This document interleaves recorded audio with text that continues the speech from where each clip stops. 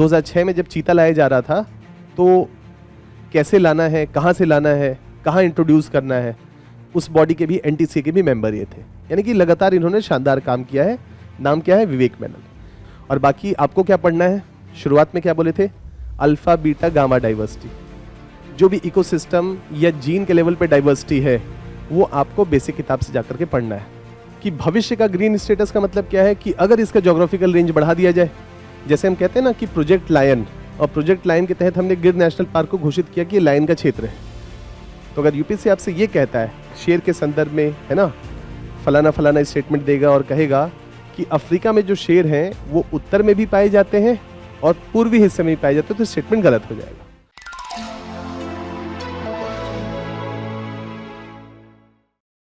ये है विवेक मेनन।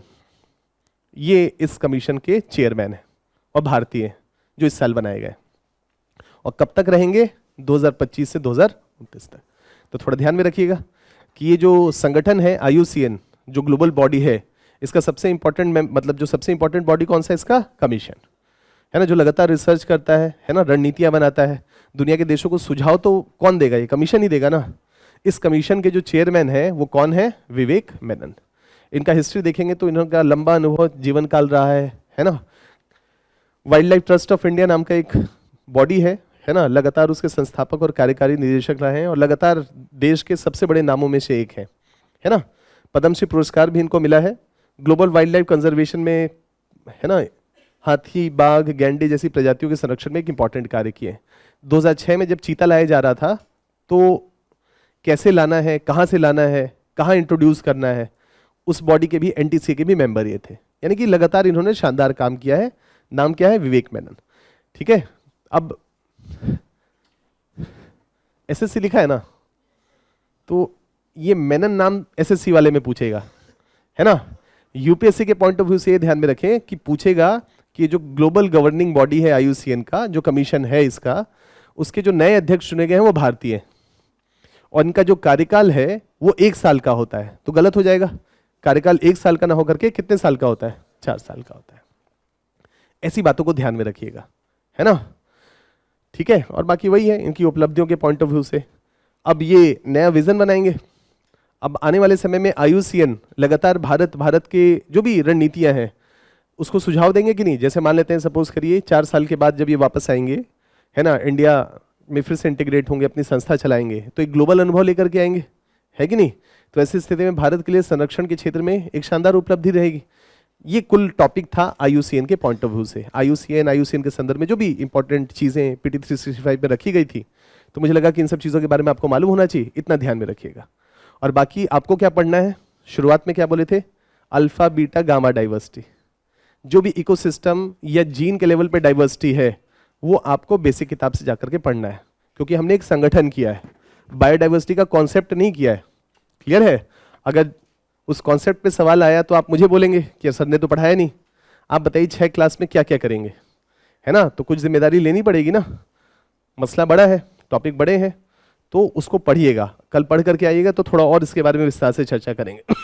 चलिए, अब एक जो छोटा सा पॉइंट और है वो ये कि IUCN वाली बात हो गई। देखिए, अब ये IUCN ही है अभी भी। इसमें क्या है कि यूनेस्को के द्वारा एक 2 प्रकार के दुनिया के क्षेत्र कहे जाते हैं। एक सांस्कृतिक धरोहर के क्षेत्र और एक प्राकृतिक धरोहर के क्षेत्र, और एक मिक्स्ड कैटेगरी के। यूनेस्को, आगे करेंगे चर्चा, यूनेस्को के द्वारा दुनिया भर में, जैसे मान लीजिए कि लाल किला है हमारा, तो हमने क्या किया? सांस्कृतिक धरोहर है विश्व के लिए, है ना, कि दुनिया देखे समझे कि यार कभी 500 साल पहले, 700 साल पहले हजारों लोगों ने मिलकर के इतना विशाल स्ट्रक्चर खड़ा किया, है ना। तो उससे सीखने और लर्निंग का है। तो क्या है? कल्चरल हेरिटेज साइट्स होंगे। ऐसे ही क्या है? नेचुरल हेरिटेज साइट्स, और ऐसे ही मिक्स हेरिटेज साइट्स, है ना। मिक्स का मतलब है कि दोनों ही कैटेगरी में फिट बैठते हैं ये, कि मानव और प्रकृति का एक संगम है, संयोजन है। जैसे भारत में कंचनजंगा बायोस्फीयर रिजर्व यूनेस्को के एक मिक्स हेरिटेज साइट का एग्जांपल्स है। तो यहाँ पर IUCN क्या कह रहा है? IUCN ये कह रहा है कि जो यूनेस्को के द्वारा हेरिटेज साइट घोषित किए जा रहे हैं, प्राकृतिक वाले नेचुरल हेरिटेज साइट्स, मैं उनका स्टेटस जांचूंगा कि उनकी स्थिति परिस्थिति उस देश में कैसी है। समझ गए? यूनेस्को नहीं जांच रहा है, कौन जांच रहा है? IUCN। समझ पा रहे हैं? IUCN वर्ल्ड हेरिटेज आउटलुक का चौथा रिपोर्ट है, मतलब पिछले 4 सालों से ये लगातार ये असेसमेंट करके जारी कर रहा है। तो अगर यूपीएससी कहेगा, जैसे इसमें देखेंगे ना वर्ल्ड हेरिटेज आउटलुक, तो आपको ऐसा देखते ही क्या लगेगा, किसके द्वारा जारी किया गया होगा? यूनेस्को पे टिक करेंगे, क्योंकि दिमाग में तो वही थॉट होगा ना कि कल्चरल हेरिटेज हो, चाहे सांस्कृतिक हो, चाहे प्राकृतिक हेरिटेज साइट्स के साइट्स हो, ये जारी कौन करता है? यूनेस्को। यूनेस्को जारी करता है, और यहाँ कौन जारी कर रहा है? ये IUCN। ये ध्यान में रखिए, इसलिए बड़े बड़े बोल्ड लेटर्स पे सामने है। गलती करेंगे तो यही पूछेंगे, इतना बड़ा बड़ा था, आंख है कि आलू का फाक है? क्लियर है? तो ध्यान रखिएगा, इतने बड़े बड़े शब्दों में है, मतलब सिंपल सा एक स्टेटमेंट है, ध्यान में रखिएगा। अब इसमें क्या है कि देखिए, दुनिया भर में जितने भी बायोस्फीयर के रिजर्व्स हैं, है ना, जो यूनेस्को के द्वारा एक कल्चरल नेचुरल हेरिटेज साइट के रूप में जारी किया जाता है, हमारा भी जारी किया गया। यहाँ पर IUCN ने उन सारे लिस्टों को देखा, और देखने के बाद 3-4 के बारे में चर्चा किया है। क्लियर है? 3-4 इंपॉर्टेंट जो साइट्स हैं उसके बारे में कहा है कि इनकी स्थितियां परिस्थितियां थोड़ी सी गड़बड़ है। उसमें से एक है कंचनजंगा, दूसरा है सुंदरबन, तीसरा है वेस्टर्न घाट, चौथा है मानस। क्लियर है? इन चारों के बारे में ये कलर से पता चल जाएगा, घबराने की बात नहीं है। कंचनजंगा के बारे में कहा है आउटलुक अच्छा है। अच्छा का मतलब सिंपली अच्छा है। देखिए, दुनिया भर में जो इसने असेसमेंट किया, केवल 25% ही अच्छे की कैटेगरी में चले गए। अच्छे की कैटेगरी का मतलब है कि जीव जंतुओं पे संकट कम है, ज्योग्राफिकल रेंज में अननेसेसरी का मानवीय हस्तक्षेप नहीं है, इंट्रूजन नहीं है, जो जीव जंतु हैं उनकी संख्या लगातार स्थिर है, और रेंज प्रोडक्टिव है, उत्पादक बना हुआ है। क्लियर है? तो यहां पर इसने कहा कि कंचनजंगा एक अच्छी कैटेगरी में है। सुंदरबन के बारे में इसने कहा कि महत्वपूर्ण चिंता वाला विषय है। इसका मतलब है इंक्रोचमेंट हो रहा है, जो भी डिग्रेडेशन है, या इलीगल पोचिंग है, किलिंग है, या डिफॉरेस्टेशन है, वो तुलनात्मक रूप से ज्यादा है। तो इसने क्या कहा? सुंदरबन को लेकर के चिंता जाहिर की, और इसमें यही कहा कि जलवायु परिवर्तन एक गंभीर समस्या है, अवैध शिकार एक, और दोहन संसाधनों का। जैसे आप जाएंगे ना, सुंदरबन क्या है? सुंदरबन एक मैनग्रोव का क्षेत्र है, और मैनग्रोव का क्षेत्र है तो दलदली भूमि है, एक प्रकार से समझ लीजिए कि जो भी ज्वार के द्वारा पानी आ जाता है उससे। तो वैसे में क्या करते हैं लोग, जो तटीय क्षेत्र में, जो कोस्ट के आसपास रह रहे हैं, वो क्या करते हैं? मैनग्रोव को बीच बीच में तोड़ते रहते हैं। क्यों तोड़ते हैं? ताकि नाव और समुद्र तक जाना आना हो सके, और जो मछलियां अंदर रहती हैं वो मछली के लिए बहुत ज़्यादा समुद्र में ना जाना पड़े, क्योंकि मछलियां छुप करके रहती हैं जड़ों में। तो उसमें क्या होगा, जो मैनग्रोव के फॉरेस्ट होंगे उसमें खूब मछलियां होंगी, तो आप क्या करेंगे? उसको काट रहे होंगे कि यार होगा क्या, यार मैं नहीं काटूंगा, वो मछुआरा काटेगा, इससे अच्छा मैं काट के मैं ही आज 10 किलो मछली निकाल लेता हूँ। तो उस पूरे प्रोसेस में क्या होगा? जैव विविधता का ह्रास हो रहा होगा। क्लियर है? तो यहाँ पर इसने कहा कि ये स्थिति थोड़ी चिंताजनक है। वेस्टर्न घाट भारत के लिए जैव विविधता के पॉइंट ऑफ व्यू से इंपॉर्टेंट है। अगर मैं फंडामेंटल क्लास के पॉइंट ऑफ व्यू से बात करूं तो आपने एक हॉटस्पॉट का कॉन्सेप्ट पढ़ा होगा, घर जाकर के जैव विविधता पढ़िएगा तो हॉटस्पॉट नॉर्मन मेयर का कॉन्सेप्ट निकल करके आएगा। 1988 में उन्होंने दिया था, और उन्होंने कहा था कि दुनिया में जो हॉटस्पॉट है, हॉटस्पॉट को उन्होंने परिभाषित करते हुए यही बात कही थी कि दुनिया में जहां सबसे ज्यादा जैव विविधता पाई जाती है, लेकिन उस जैव विविधता का, है ना, ह्रास भी बहुत ज्यादा है, ऐसी जगहों को उन्होंने हॉटस्पॉट की संख्या दी। तो हॉटस्पॉट का मतलब केवल जैव विविधता नहीं है, जैव विविधता के ह्रास की दर भी ज्यादा है। ऐसी जगहों को क्या कहा? हॉटस्पॉट। और वेस्टर्न घाट और ईस्टर्न हिमालयस भारत के वो हॉटस्पॉट्स हैं, है ना। नॉर्थ ईस्ट हॉटस्पॉट है और एक वेस्टर्न घाट हमारा हॉटस्पॉट है। तो इन्होंने वेस्टर्न घाट के बारे में भी कहा गंभीर चिंता है। महत्वपूर्ण चिंता और गंभीर चिंता शब्द में अंतर है। गंभीर चिंता का मतलब है कि संकट तुलनात्मक रूप से बड़ा है। क्लियर है? और उसका मूल कारण यह है कि जंगलों को काट काट करके पश्चिमी घाट में हम चाय के बागान में कन्वर्ट कर रहे हैं। तो ये बताइए, एक जीव क्या सुबह शाम चाय का पत्ती ही खाएगा क्या? लॉजिकली सोचिए। तो वो तो आपने लिए क्या किया, आपने काट दिया और काट करके चाय के बागान लगा दिए, और कहेंगे कि वनस्पति तो उतना ही है ना। ऊपर से जब सैटेलाइट इमेज लेगा तो कहेगा कि हाँ फॉरेस्ट का कवर उतना ही है, लेकिन बायोडाइवर्सिटी का तो हास हो गया ना। वायनाड उसका one of the best examples है। जो लैंडस्लाइड हुआ उसका मेजर रीजन यही था कि भारी वर्षा वाले क्षेत्र में आपने चाय के बागान लगा दिए हैं, जो मिट्टी को पकड़ नहीं पाया। थोड़ी भी भारी बारिश हुई तो पूरा मिट्टी बह गया। और साथ ही साथ बाकी उस जगह पे आप लोगों ने टूरिज्म या इको टूरिज्म के नाम पे खूब सारे होटल्स बना दिए। तो वेस्टर्न घाट में संकट, इंक्रोचमेंट तुलनात्मक रूप से बड़ा है, ऐसा ही रिपोर्ट कह रहा है। क्लियर है? तो यूपीएससी आपसे कहेगा कि IUCN के द्वारा जो ये वर्ल्ड हेरिटेज साइट आउटलुक के संदर्भ में, या अलग से तो सवाल नहीं होगा, IUCN के संदर्भ में निम्नलिखित कथनों पर विचार करें। हाल ही में जो अबू धाबी में इसकी मीटिंग हुई है ना, उसमें 20 साल की एक रणनीति के बारे में बात किया गया है। स्टेटमेंट सही होगा। भारत, है ना, 20 साल का 20 ईयर स्ट्रेटजी, यहीं पर भारत ने 5 साल का अपना एक, है ना, जो संकटग्रस्त जीव है उसके लिए एक स्ट्रेटजी घोषित किया। यहीं पर बात होगी कि, है ना, कि यहाँ पर इसी जगह अबू धाबी में जो चौथा वर्ल्ड हेरिटेज आउटलुक रिपोर्ट जारी किया गया, और इसमें भारत के कुछ जो क्षेत्र हैं उसको लेकर के गंभीर चिंता जाहिर की गई। स्टेटमेंट सही होगा। अब अगर बारीकी से जाएगा, अगर बारीकी में उतर करके पूछेगा तो कहेगा कि इस रिपोर्ट के अनुसार, मान लेते हैं कि कहेगा कंचनजंगा जो बायोस्फीयर रिजर्व है उसको लेकर के गंभीर चिंता इस रिपोर्ट में जारी की गई। मतलब ऐसी बातें होंगी तो ध्यान में रखिएगा, है ना, ऐसा करके कुछ होगा शब्द। अब मुश्किल क्वेश्चन किस में होगा, इसमें इस पे सवाल पूछेगा, ध्यान रखिएगा, ऐसे करंट वाले सवाल होते हैं और जब हम वापस आते हैं ना तो फिर हम छोटी छोटी चीजों पे लगता है यार ये पढ़े तो थे, निकल गया दिमाग से। तो यहाँ पर 3-4 संस्थाएं न्यूज में है। इनकेस पूछेगा कि जो सवाल होगा उसमें वर्ल्ड हेरिटेज आउटलुक के पॉइंट ऑफ व्यू से, है ना, कि ये कुछ जगहों के बारे में कहेगा कि इनको लेकर के गंभीर चिंता जारी की गई है, या कंचनजंगा के बारे में कहेगा, या वेस्टर्न घाट के बारे में कहेगा, कि वेस्टर्न घाट के बारे में कहेगा कि पिछले आउटलुक रिपोर्ट में 3 वाले में, है ना, चिंता जाहिर की गई थी, इस बार स्थितियां बेहतर है, अच्छा है, गुड है। इस तरीके के कुछ स्टेटमेंट आपके सामने रखेगा। तो यहां ध्यान में रखना है, गंभीर चिंता। गंभीर चिंता क्यों होगी? या तो संख्या में कमी आएगी और नहीं तो ज्योग्राफिकल रेंज को लेकर के समस्याएं होंगी। क्लियर है? ये 2 कारण, यही 2 तर्क होंगे। आपको ये सूचना ध्यान में रखनी है, सुंदरबन और वेस्टर्न घाट, इसको लेकर के, है ना, इसके लिए अच्छा बोला गया है। देखिए ये अच्छा है, लेकिन अच्छे के साथ साथ अगर कुछ कंसर्न हो जाए तो उसको कहा जाएगा, इसको कहा जाएगा महत्वपूर्ण चिंता। यहां पर ग्रीन है, आउटलुक अच्छा है, लेकिन कुछ कंसर्न्स हैं। इसका मतलब है कि मानस को लेकर के और कंचनजंगा को लेकर के बहुत ज्यादा चिंता की बात नहीं है। जो कंसर्न है वो सुंदरबन और पश्चिमी घाट को लेकर के। क्लियर है ये रिपोर्ट? तो अगर ये रिपोर्ट कहेगा कि भारत के सभी बायोस्फीयर रिजर्व के लिए संकट या चिंता जाहिर की गई तो स्टेटमेंट गलत होगा। कहेगा कि कुछ जगहों के बारे में इसमें चिंता जाहिर की गई तो स्टेटमेंट सही होगा।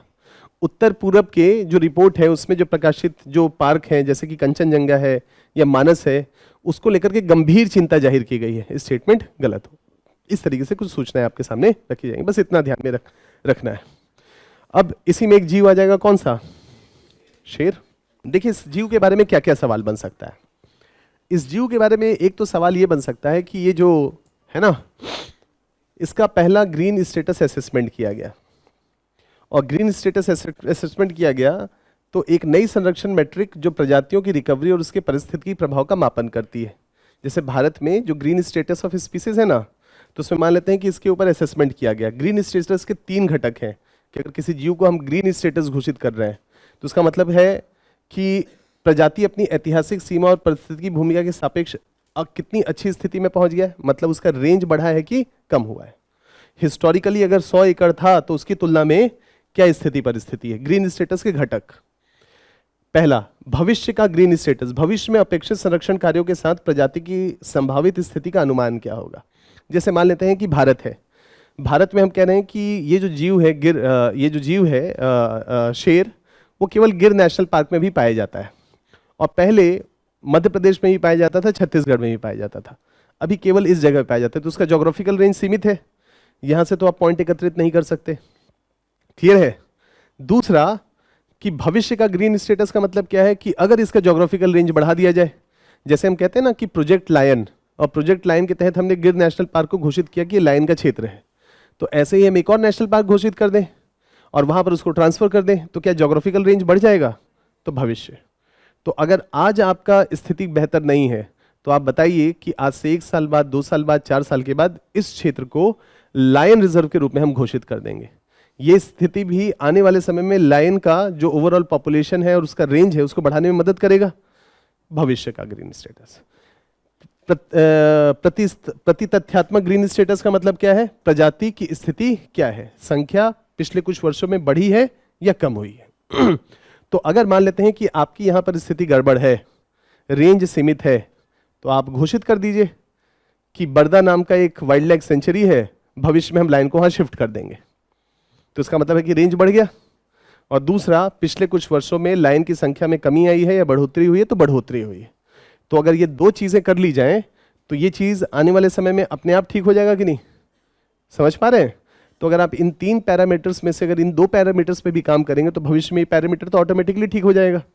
तो अगर हम किसी जीव को ग्रीन स्टेटस घोषित करना चाहते हैं तो ऐतिहासिक जो रेंज है वहां तक पहुंचाएं। कैसे पहुंचा सकते हैं? तो नए क्षेत्र घोषित करें और दूसरा उसकी संख्या में इजाफा करें। तो अगर हम कह रहे हैं कि लायन को पहला ग्रीन स्टेटस स्पीसीज के रूप में हमने इसका असेसमेंट किया, तो हमने कहा कि इसका क्षेत्र सीमित है लेकिन इसका रेंज बढ़ा रहे हैं और इसकी संख्या भारत में लगातार बढ़ रही है। इसका मतलब है कि सही दिशा में बढ़ रहा है। क्लियर है? ये रिपोर्ट कह रहा है। अब यहां पर क्या है कि जितने भी शेर पाए जाते हैं उसमें अफ्रीकी शेर भी होंगे। 2 ही शेर हैं दुनिया भर में, एक है एशियाटिक लायन और दूसरा है अफ्रीकन लायन। यही है। तो यहां पर इसको जो भी इसमें लिखा गया है इसको देखने से अच्छा है इसको देखिए, जो कि भौगोलिक रूप से आपसे सवाल पूछेगा कि अफ्रीका के जिन हिस्सों में, देखिए एशिया में तो टेंशन ही नहीं है, एशिया में तो केवल भारत है, गिर नेशनल पार्क, तो वहां तो कोई चैलेंज है नहीं। अगर हम कहें कि जैसे ये देखिए, ये आपके सामने असेसमेंट का एक मैप है, ये लाल वाला जो है ये रेंज था कभी इसका, मतलब यहां तो है ही, प्लस ये इलाके थे जहां पर कभी लायन हुआ करता था, शेर हुआ करता था।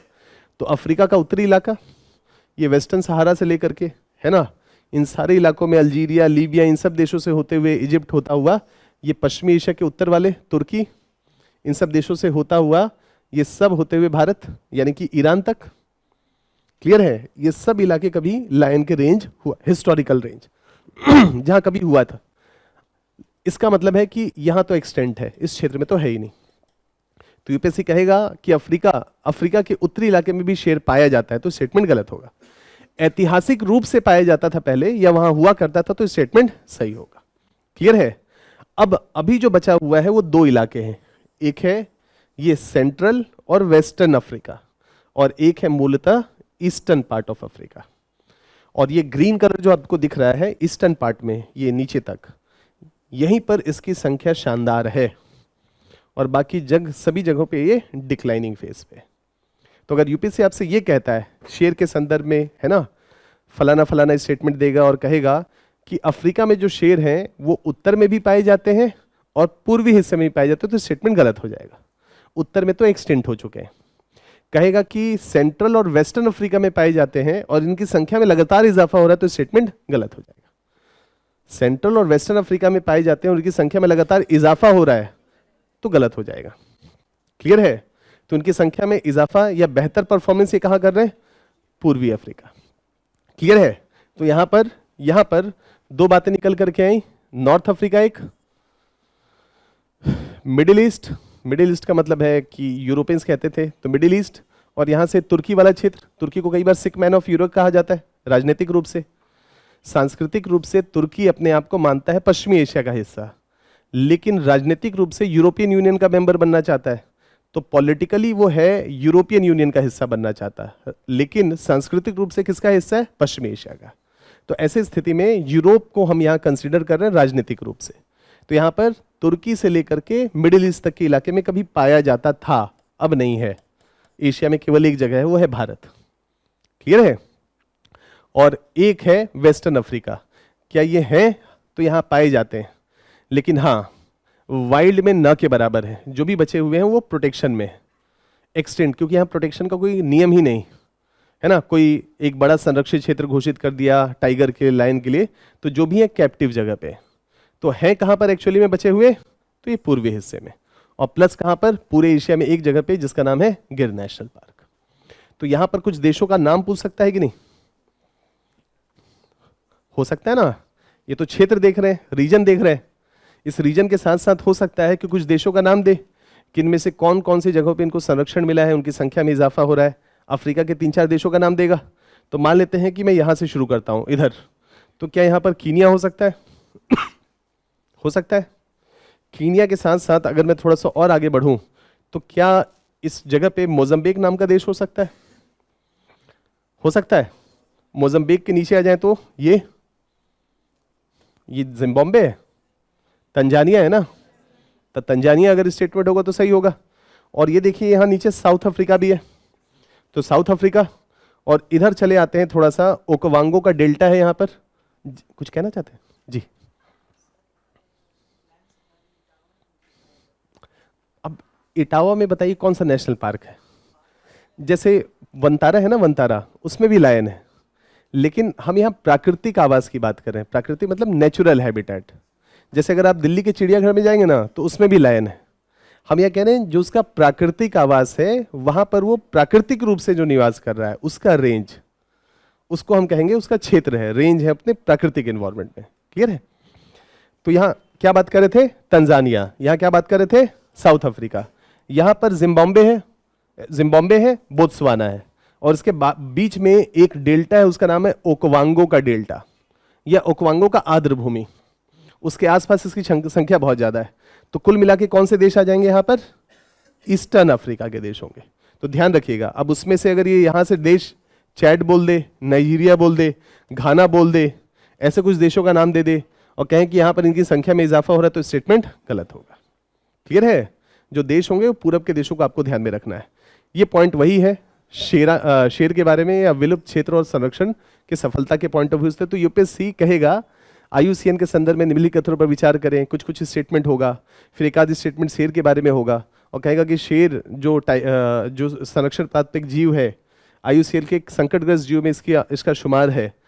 इसकी संख्या पूरे अफ्रीका में तेजी से बढ़ रही है ना? या कहेगा कि अफ्रीका के पूर्वी इलाकों में इसकी संख्या में कमी आ रही है और पश्चिमी अफ्रीका में इसकी संख्या में इजाफा हो रहा है। तो ऐसे स्टेटमेंट क्या होंगे? गलत होंगे। और कहेगा कि हाल ही में उत्तरी अफ्रीका में भी ये जो शेर है, इसको संरक्षण मिला है और वहां पर ये पाया जाता है प्राकृतिक रूप से अपने।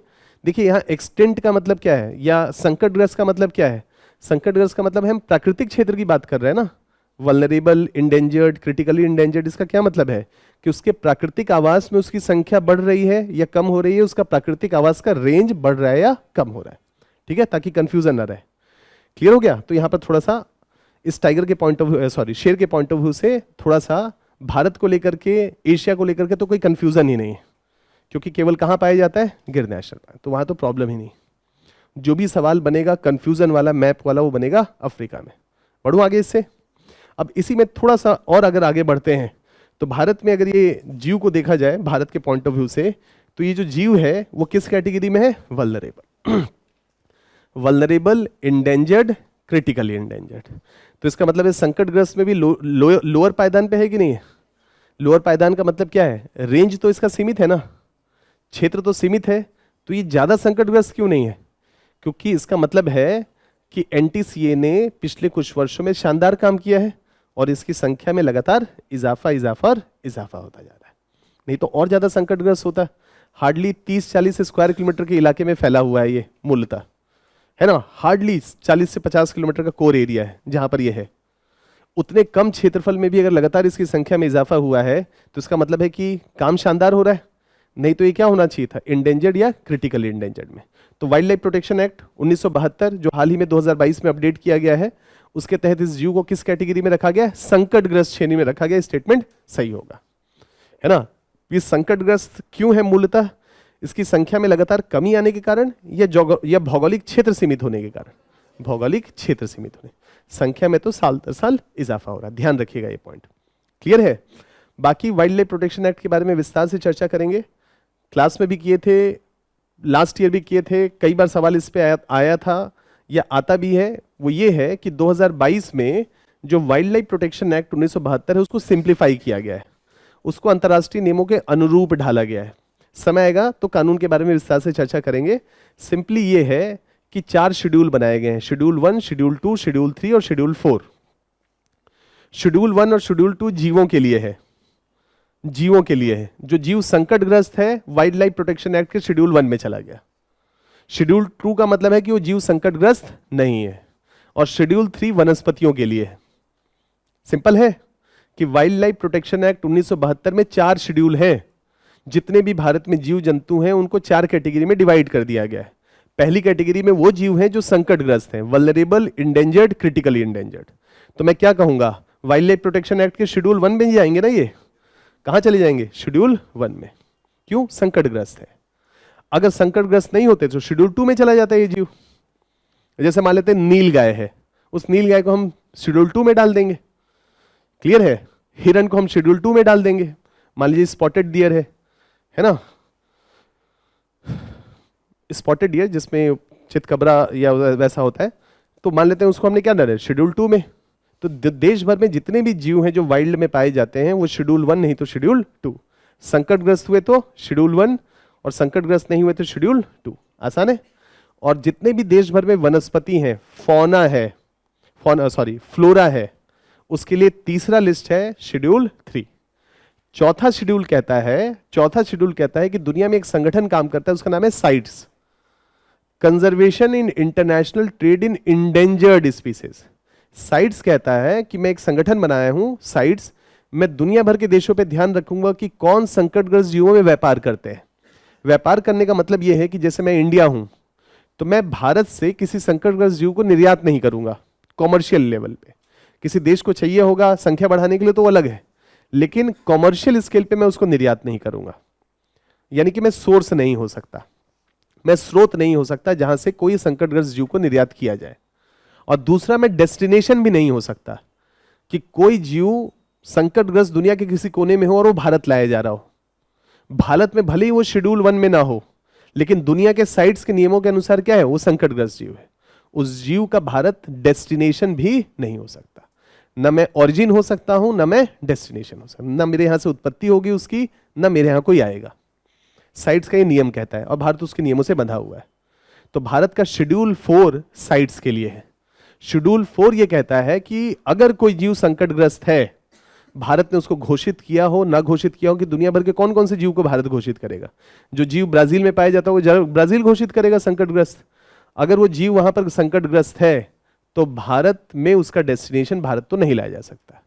कोई ये कहे कि मैं भारत नहीं ला रहा था, भारत के थ्रू थाईलैंड लेके जा रहा था, तो भारत करेगा, वो भी नहीं कर सकते। भारत जो है डेस्टिनेशन नहीं हो सकता है, भारत रास्ता नहीं हो सकता है। क्लियर है? ये साइट्स का नियम कहता है। और भारत का शेड्यूल 4, ये जो वाइल्ड लाइफ प्रोटेक्शन एक्ट है, इसका शेड्यूल 4 साइट्स के लिए है कि साइट्स के तहत अगर कोई जीव संकटग्रस्त है, और साइट्स को जीव को संकटग्रस्त थोड़ी ना घोषित करेगा, IUCN घोषित करेगा। तो जैसे ही IUCN ने कोई जीव संकटग्रस्त घोषित किया, साइट्स ने नियम बना दिया कि इसका व्यापार संभव नहीं, और वैसे ही वो जीव भारत के वाइल्ड लाइफ प्रोटेक्शन एक्ट के शेड्यूल 4 में चला जाएगा। ये 4 शेड्यूल्स हैं, 1, 2, 3, 4। आसान है? आसान है, शानदार है। ये प्रोटेक्शन हम अपने आप को भी दे रहे हैं और साथ ही साथ हम क्या कर रहे हैं, दुनिया को भी।